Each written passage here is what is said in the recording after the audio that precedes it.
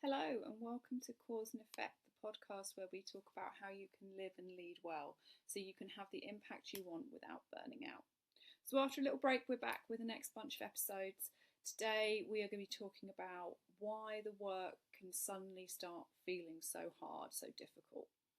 And so, I want to start by asking whether you remember when you used to tackle the difficult conversations without a second thought, when the strategic work felt energizing rather than exhausting, when you could sit down with a spreadsheet and work through it without your mind wandering off. If that feels like a long time ago, you're not alone. And it's also not a sign that you're not capable or not cut out for this work, or that somehow you've lost something and that's gone for good. It's a sign that something in the working culture and environment around you has shifted. And it's worth us thinking about that and understanding it, because once we understand it, you can start to change it. And it can be hard to spot this. You know, the work is full on, there is always more to do. And on top of that, a lot of it feels like it needs fixing, and all of it needs fixing right now. And so you start to find yourself avoiding the work that feels difficult, not because it's necessarily hard, but because of the emotional load associated with it. And it just feels like it's become too much. So, that conversation with a member of staff that might be emotionally draining or that they might not take well. So, even the thought of it exhausts you before you've even begun. The strategic work that you really want to be doing, but it feels really big and heavy because of the mental energy it's going to take, and so you just can't face it. And the admin that you used to just work through quickly, but now takes an age because it just you struggle to hold your interest in it. And so this leads to something that we might identify as procrastination, which can gradually reduce your feeling of self-efficacy and your confidence in your role. The worry and guilt and the sense that you should be able to manage all of this, but you can't. And it becomes a reinforcing vicious cycle. You try to work harder, which leaves you overwhelmed and exhausted, which makes decision making harder, which makes you work less efficiently, which deepens the doubt about your own capability. And on it goes and on it goes. But it's not your fault. So we need to think about what's causing this. This happens because of a combination of issues which create this almost perfect storm for self-doubt. So first off, you might be working in a situation where there's really unclear expectations. Senior leaders and CEOs are often thrown in at the deep end with little or no induction, and there is this assumption that you know what you're doing, either because you've been in the sector for years or because you know the organisation. And along with this, there are often no clear objectives set when you start. There's no review or appraisal, and there's no feedback on your achievements, alongside limited one-to-ones, which are often just focused on what needs to be done as opposed to thinking about what you've achieved, what's been successful, or what you should be thinking about, what's realistic for you to be thinking about. It's just a big old long list of things that you need to fix. And this can leave you feeling really unclear on where you should be focused, seeing only the mistakes and the work to be done, and not recognising everything you've actually achieved. Second of all, we have the fact that for many leaders, what you thought you were going to be doing isn't the reality. As I've said before, all too often leaders are recruited for their vision, their ability to take a charity forward, but what they inherit is something very different. With systems that need to be put in place, with performance issues that need to be addressed, a culture that needs work, and funding that needs to be secured. The vision isn't possible when all of those foundations aren't in place, and yet there is this expectation that you should be delivering all of it. And when you can't do all of that at once, instead of taking a step back and thinking about what is actually realistic, we just start to doubt whether we've got what it takes. We start to feel like it must be too much for us. Thirdly, we're working in a system where the demand and the resources don't match. We all know that charities are being asked to do more with less, but when your resource doesn't match the demand, it's very easy to start believing that the reason you can't manage the work is because you're not capable, rather than this difference in capacity and demand. And then you start to believe that you should be more resilient, that if you were a better leader, you could do it all. But the thing is, you can't, nobody could. But you are stuck in a cycle of busyness, which means that thinking clearly and strategically becomes almost impossible. And this can mean that you're managing chronic stress. And when you've been working in a way that is unsustainable for too long, you can find yourself feeling really overwhelmed, disconnected from the work, and feeling guilty because you feel like you're not doing enough. And it's easy at this point to believe if you were just better, you'd be okay. But this isn't about your capability, and it isn't about resilience. This is about doing too much without support, without the resources, and without realistic expectations for far, far too long. And if this resonates, if this feels like it might be where you are right now, it's really important to take stock, to rest and recover before you do anything to start addressing your confidence in your role. Addressing the stress needs to come first. Okay, so let's think about this. What do we mean by confidence? Before we talk about how to build your confidence, your sense of being able to do your job, it's worth understanding what it actually is. Because we often think of confidence as something we either have or don't have, that it's this sort of fixed character trait, but that's not how it works. Think about it, most of us aren't confident in everything we do across our lives. There are things we are certain we can do well and do without a second thought, and others that can feel overwhelming or scary. So we can see that confidence is not fixed, it changes. And it's really important that we consider that, because if you're not feeling confident right now, it doesn't mean that it's not something you can't build your confidence in. It is a process of growth and development. And I think Rosa Beth Moss Kanter defined it well when she said, confidence isn't optimism or pessimism, and it's not a character attribute. It's the expectation of a positive outcome. What she's saying is that if we go into something with an expectation that it will work out, it often does. And that's not because of if we think positively, positive things will happen. That is toxic positivity, which is not something we want to be pushing ourselves towards. But it's because when we expect a positive outcome, we're more likely to take actions that make that outcome more likely. So we're less likely to procrastinate, we're likely to prepare more, we are likely to show up differently and in a way that supports that confidence in growing. The trouble is, when we are feeling low in confidence, we start to expect the worst, and so it can easily become a self-fulfilling prophecy. And so this isn't about blaming yourself for a lack of confidence, it's about understanding it in this wider context and taking the knowledge that confidence can change as a starting point for doing something about it. You don't have to stay stuck in a feeling of no confidence. You can start to take actions which are going to gradually build that confidence and build your trust in yourself. And so I want to share 3 practices which can start to build your confidence. And as ever, these aren't quick fixes. Building confidence is like building a muscle. It takes time and consistency. But these 3 practices, if done regularly, will make a real difference. So the first one is to pay attention to your successes and your achievements.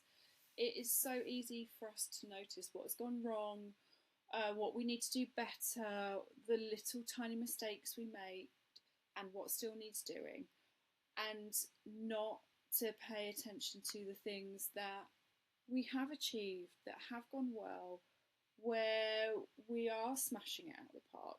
So, by starting to pay attention and notice and recording the things that have gone well, we start to really draw our attention to what we are capable of, and that in turn really starts to build our confidence. So we can see all those things where we could be better in a more holistic way. We can create some perspective for ourselves. Um, so what I'd like you to start doing is start noticing and recording the things that have gone well each day, each week, each month in a way that is going to be sustainable for you. But more than just what those successes were, what did you do to make that happen? So not just that you won the bid, but you won the bid because of the hard work you put into building relationships and demonstrating your impact. By connecting the outcomes, the successes, to your actions, this goes a step further in terms of building the evidence for yourself that you are capable, and this is the foundation of your confidence. And I would really suggest keeping this list somewhere where you can really easily add to it and where you can see it when you need a boost. So for some of my clients, that will be the notes section of their phone. For some of them, that might be their weekly planner, at the back of it, making a list and making sure they've got a pen they can scribble things into. And when we're feeling low, taking time to look at that and just see how far we've come makes a huge difference. Number two, I want you to think about your strengths and make sure you really know what they are. Because doing work that plays to our strengths really builds our confidence. So when we know what our strengths are, we can use them in new ways to overcome our challenges. If you're not sure what your strengths are, there is a great strengths tool, which I'll pop a link into in the show notes, called the BIA Character Strengths. It's free, it's a validated measure, so we know that we can trust the results of it. And by knowing what those top 5 strengths are, you can really start to play with those and explore them. And there's a lot of research that shows us that knowing those strengths, working with those, has a positive impact on both our personal lives and our working lives.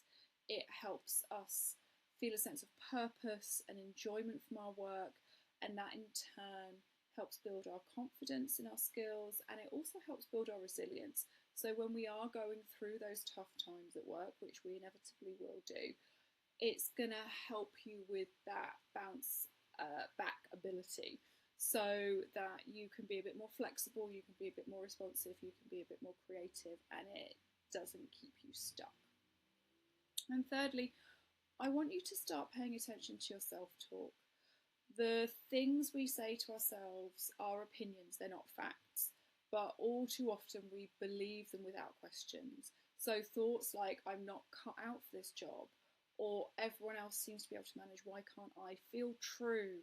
And often we'll just try to ignore those thoughts. They're not positive, they don't feel nice, and so we just try to push them away. The problem with that is it starts to make them shout louder. We hear them more. They sort of poke at us. Think about it. If you're with a child who wants your attention, they just keep yelling until they've got it. And that's what these thoughts, this inner self-talk can be like. When we try and push it away, when we expend our energy on just trying to ignore it, it's really exhausting, but it doesn't deal with them. So getting to know this self-talk, creating a relationship with it, shifting that relationship can be really powerful for us. And if we're thinking about that in terms of our confidence, here's a practice to start shifting it. Now, this might feel a little bit strange to begin with you, but I promise you it can really work, and it can be really life-changing for you. So I want you to start by giving this inner critic a name, this self-talk a name. For a lot of my clients, they've given it the name of Cruella. Um, you might want to even draw it, and as I say, why this might feel strange or uncomfortable, it works, and it helps to separate these thoughts from yourself. It reminds you that they're not necessarily true, but that they're there for a reason. And so when the critical thoughts show up, I want you to try thanking this part of yourself. So thanking Cruella for identifying something that you feel like you've not done well, or something that's worrying you, or something that you need to tackle. Thank them for trying to keep you safe, because that's what they're trying to do. And then say to this voice, to Cruella, that you're safe, you've got this, and you're going to get on with it now. By starting to really pay attention, to name what's going on, to name that worry, you can start to be proactive and take the steps to address the worry, the challenge around that, the reason you're perhaps not feeling very confident.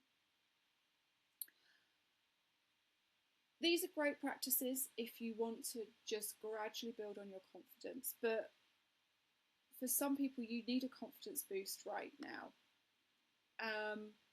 And you need to just shift you out of how you're feeling and so you can get on with the task in hand.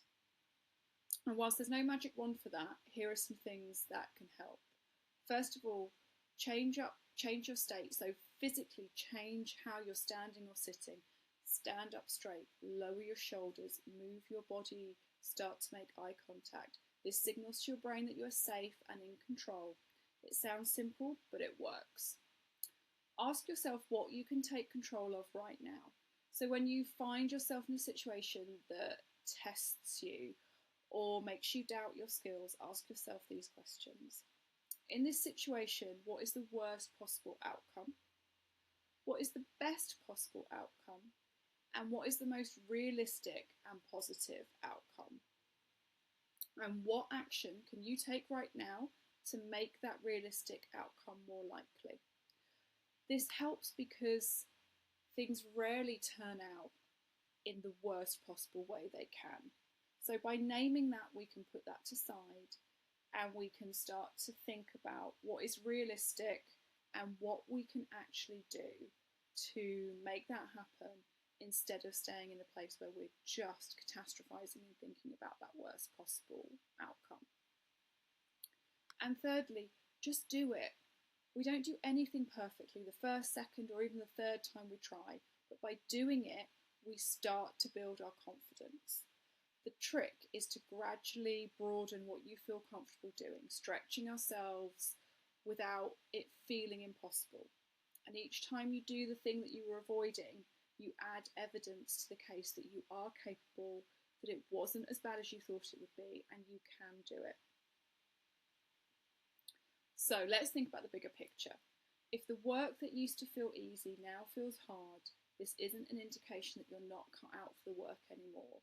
More often than not, it's a sign that something is out of balance between what the work demands are and what you have available to give. And when that happens for long enough, that can create self-doubt within ourselves. The good news is that it doesn't have to be permanent.